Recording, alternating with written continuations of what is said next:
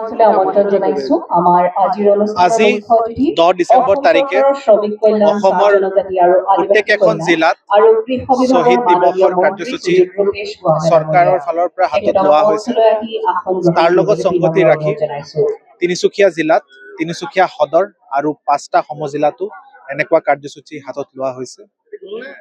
আপোনালোকে গম পায় যে তিনিচুকীয়া জিলাৰ পৰাও 12জন শ্বহীদ হৈছিল।